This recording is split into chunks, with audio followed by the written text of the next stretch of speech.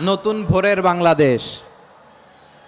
এখন আমাদেরকে ঐক্যবদ্ধ থাকতে হবে, বিচ্ছিন্ন থাকলে হবে না, ঠিক কি না? আমি প্রায় বলি, যখন আমরা একা থাকি তখন আমরা ব্যক্তি, যখন আমরা সবাই মিলি তখন আমরা শক্তি। আমাদের এই ইউনিটি, আমাদের এই ঐক্যবদ্ধ শক্তিকে আগামীর ইসলামের জন্য কাজে লাগাতে হবে। চিল্লায় বলেন ঠিক কিনা?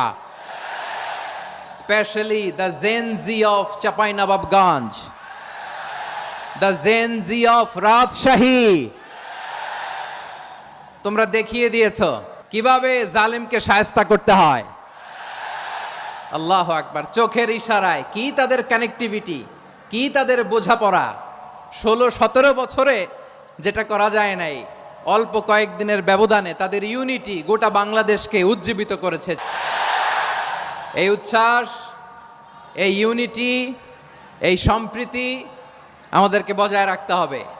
এই যে আমরা ইউনাইটেড, আমরা উচ্ছ্বসিত, আমরা একসাথে দেশ গড়ার কাজে ঐক্যবদ্ধ হতে চাই, এটা আবার অনেকের ভাল লাগে না। নানামুখী ষড়যন্ত্র। আমরা যদি ঐক্যবদ্ধ থাকতে পারি কেউ আমাদের কিচ্ছু করতে পারবে না।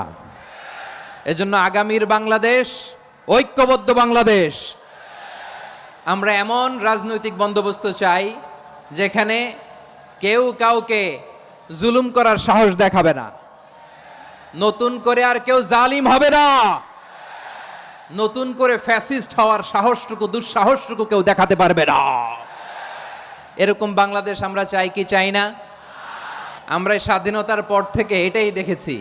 লুটপাট, দুর্নীতি, মারামারি, দেশের টাকা পাচার, এগুলোর পুনরাবৃত্তি আমরা চাই। নতুন ভোরের বাংলাদেশে এগুলোর পুনরাবৃত্তি না হোক। জোরে বলেন ঠিক কিনা?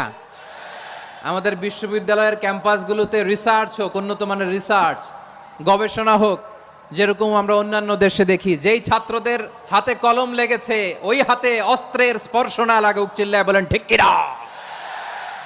এখানে এক রাজনৈতিক দল আর এক রাজনৈতিক দলকে শ্রদ্ধা করবে, সম্মান করবে, এমন নেতা আমরা চাই যেই নেতা অসুস্থ হলে আমরা গোটা দেশের জনগণ জায়নামাজ বিছিয়ে মুনাজাতে চোখের পানি ছেড়ে আমার নেতার জন্য কান্না করব। চিল্লায় বলেন ঠিক কিনা? দেখবেন এই যে আমরা ঐক্যবদ্ধ, আমরা সম্প্রীতির বাংলাদেশ গড়তে চাই, আমরা সমৃদ্ধির বাংলাদেশ গড়তে চাই। নানা ধরনের চক্রান্ত। রিসেন্টলি দেখবেন এই শান্ত শিষ্ট ইসলাম প্রিয় শান্তিপ্রিয় মুসলিমদেরকে উস্কানি দেয়া হচ্ছে, উত্তেজিত করার জন্য আমার নবীকে গালি দেয়া হচ্ছে। আরশের অধিপতি আল্লাহ রাব্বুল ইজ্জাতের নামে